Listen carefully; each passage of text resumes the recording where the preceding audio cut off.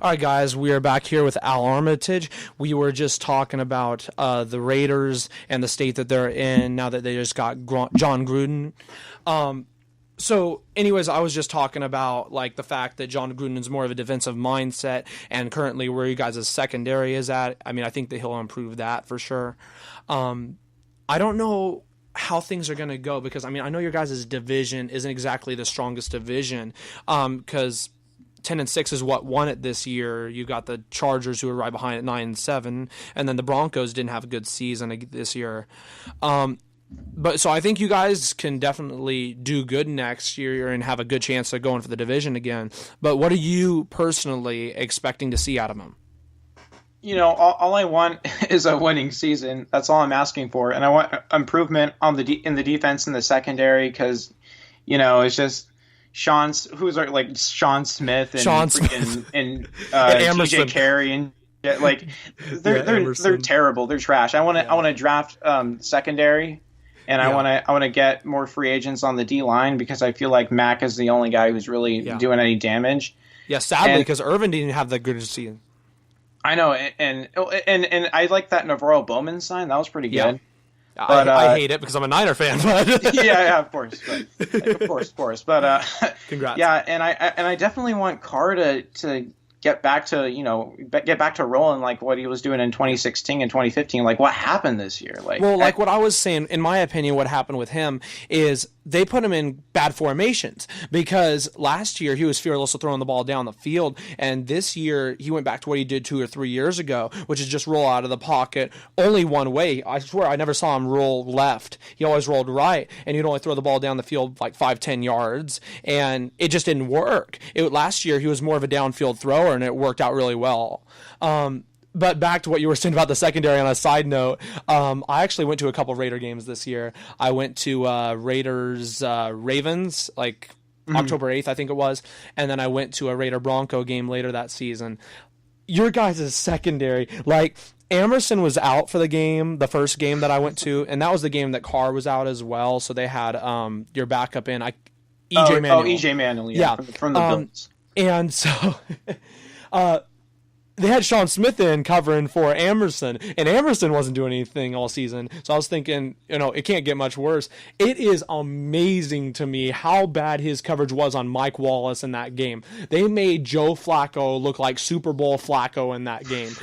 Mike Wallace had 3 40-yard catches, and Emerson was just nowhere to be found. I mean, you guys do need a secondary. Once you guys get a secondary, everything should fall into place from there because that's the main problem. You guys give up a lot of points, but you guys can score a lot of points. So I agree. You guys need to draft a secondary, and you're looking pretty good.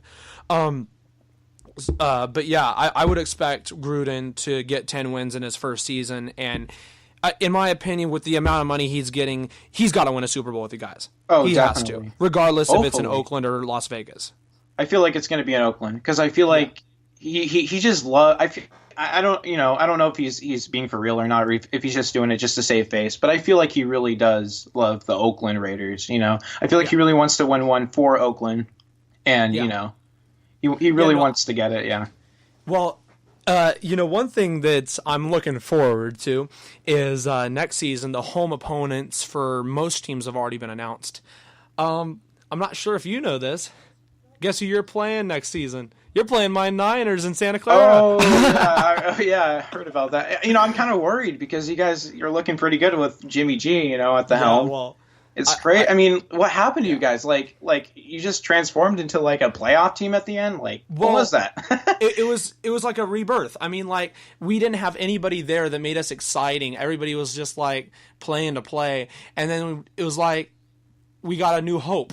I know, right? And it's like I feel like you guys don't even really need to do too much during the offseason. I mean, look at what you guys did at the end. I mean, you guys beat the Jaguars like a playoff team. Hello, it's like in my opinion, and we beat the Rams. But I mean, obviously, it wasn't all the starters. But they had. I still think we would have won though. Yeah, I mean, here's the thing. Like we have a really good, strong, young defense in there. If we can keep that growing, we can really look good. Like almost back to what we looked like in 2012. And at least hopefully, like when we had all of those guys in there with Justin Smith, Aldon Smith before he got into trouble. Bowman was like starting to grow. You had obviously this is bad. No, Patrick Willis, thank God. I was like, if I don't remember that, there's a problem. I was about to say Patrick Willis. I was like, oh my God. Okay. And then we had a couple other guys in there too. Frank Borland. Yeah. Obviously Frank Gore on offense and stuff like that. Yeah. Which that's another thing. We need to re-sign Carlos Hyde because that's my biggest worry. We need to re-sign him because he is such a vital part of our offense. But if we can get like another receiver or tight end in there, we're looking great. Garoppolo has been phenomenal. He's been on fire. George Kittle started looking good towards the end of the season, one of our tight ends. And here's the thing. I was looking at this earlier. Garoppolo's won his first 7 games as a starter. The most games a person's ever won as a starter was 12. Now, I don't remember who it was. I want to say it was maybe Unitas back in the 50s or early 60s. But here's the thing. I'm not saying he's going to go 5-0 next season, but like knowing that he's on that list is just phenomenal. Like, I'm looking really forward to it. He looks like a legend. In my opinion, go for it. I'm just saying that he looks like a legend. I mean, like I'm jealous that you guys have that guy. Like, I'm sure you were jealous last year when we had like Carr and he was balling out. Like, just Jimmy G is just fantastic. I mean, just the way he plays, you know. And a couple of things. One, before I forget it, you can't put anything past a Robbie Gould too. Like our kicker, I know he's getting old, but like he had an all-star season. Like if it wasn't for him, we wouldn't have had like 2 or 3 wins we did. Like he literally kicked us, like saved our butts. Like in the Chicago game, he literally kicked 6 field goals. He like said, "Oh yeah, Chicago, I'm back. This is what you're missing." I know my brother posted something about that, like he's like the best kicker in the league. Oh yeah, no, it was phenomenal towards the end of the season, and he'll be back next season, which is great. But what I was going to say is, in terms of the division next year, we don't have to worry about Arizona. I mean, unless they get another quarterback in there, but I don't see them getting anybody great, and they need a lot more than just that. And Seattle doesn't look great. I mean, they look like crap now. I think Jimmy Graham's not going to re-sign with them, so they'll have to find somebody to play that role. And then the only team I have to worry about is the Rams. And I think that after watching that playoff game at least, I'm a Goff fan and I'm a Cal fan, but I think he can crack under the pressure. And their defense did not play good towards the end of the season, at least compared to how they did before that. We can get by everybody in our division, in my opinion. I mean, we can go 10-6 or 11-5. We can win the division next year. It's just a matter of everybody coming together, us drafting well, and everybody just having the same mindset that we had towards the end of the season. Yep. So I'm looking really forward to it. I think that us and you guys can both win the division of next year. Hey, hopefully we get a Super Bowl game, right?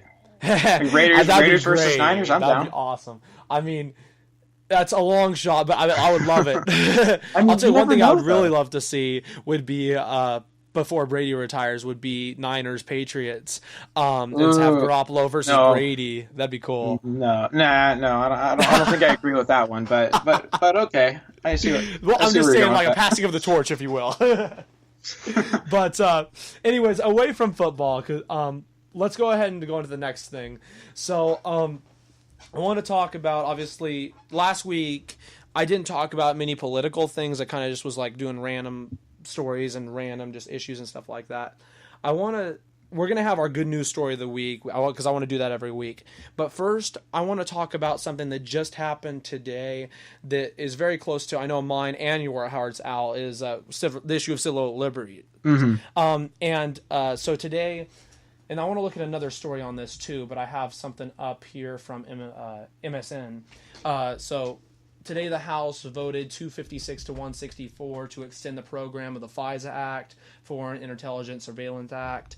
So basically that's just going to give more power to Trump or any president, anybody in power to do more warrantless surveillance on massive Americans and stuff like that. There was an alternative bill by Representative Justin Amash, who I know we both like, and a couple others as well. Even a couple Democrats, surprisingly. It failed to vote of 183 to 233 would have required federal agents to get warrants before searching through Americans' data that is collected when the U.S. government spies on foreigners abroad. But yeah, I mean, let's just talk about this for a sec. So I know obviously we both don't like this. I know Rand Paul is going to be filibustering it. My question to you on this, what do we do now? You know what? We just need to fight back, and we need to, we need to elect more liberty politicians, whether they're Republicans or Democrats, because I feel like a lot of the progressive crowd, even on the left, they're like left libertarians, and they care about civil liberties just as much as the right libertarians. And I feel like maybe we just need to vote liberty now instead of, voting for these politicians with these messages that don't mean jack shit. I feel like we just need to elect more real people who are willing to, defend the American people's privacy. And it's like, it's ridiculous that, no one supports this. Like, I guarantee you, like, over like probably 70 to 80% of Americans don't agree with that bill. Well, yeah, but I mean, you also got to look at it in terms of the perspective of when Edward Snowden released all the documents about NSA spying. I mean, there was the whole, and this has to do with media coverage, but there was the whole, I mean, how do I say it? There was not surveys, but there was polls on if Edward Snowden is a traitor to America. And there was a lot of people who thought he was. And so I'm not saying that people are anti-liberty, but I'm saying is people are easy to trust to those in authority. Exactly. After stuff like that happens, which is very saddening.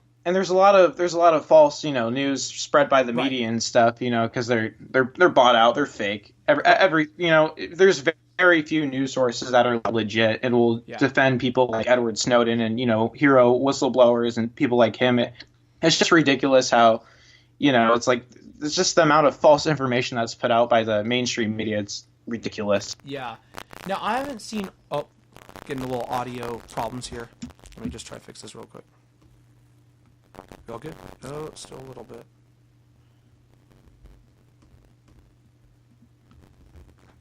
Give me a sec here. I'll fix this. We all good now? Let me see. I don't know if they'll be able to hear me though. Can you guys hear me? All right, cool. We good. Sorry about that, guys. Little technical issue there. Okay, so I don't know which Democrats, all of them listed, like, who voted for it, but I know 65 of them did. I made a tweet about this earlier because I know a couple of them who did. One was Pelosi. Another was one who's been pushing the story of the Trump-Russia narrative, which is that Adam Schiff dude from California. And I made a tweet earlier on this, if I can get to it. What I was saying is, we have the same guy who has been pushing the Trump-Russia narrative who just voted for the guy who... I mean, it's so bad. Okay, let me... so I don't sound like I'm rambling here. Let me find it. The same guy who's leading the charge on the Trump-Russia story just voted to expand the president's surveillance powers. Yeah, I'm going to trust that guy. No, like, I mean, it's so ridiculous. So hypocritical. Like, it just, I don't understand, like, these Democrats who are so anti-Trump are blind to the fact that they're just going to give him more power just because they're corporate shills. Like, that's what they are. And at the end of the day, they don't represent anyone except their donors. Yeah. It's like, they don't care. I mean, the whole, Trump-Russia thing is absolutely fake. And I can't believe people still actually believe in that. And the fact that they're passing bills to give, more executive power to Trump. I mean, aren't they against him? Yeah, like, why do they want to give more power? I agree with you that I do believe it's fake. I'm willing to see how everything still plays out in terms of everything with evidence before it's there. I mean, don't get me wrong. Like, Watergate took a while too, but this isn't Watergate. This is definitely something different. It's a stretch. It is an absolute stretch to try to ignore the real stories of what Trump's doing, and it actually kind of hurts a little bit. And I'm going to describe how it hurts when we get back here. We're almost at our 15-minute mark for part 2, so I'm going to go ahead and end this and get part 3 started for you guys, and I'll describe how I believe the coverage of the Trump-Russia narrative in mainstream media actually hurts the progressive movement and instead of helping it. So we'll be right back.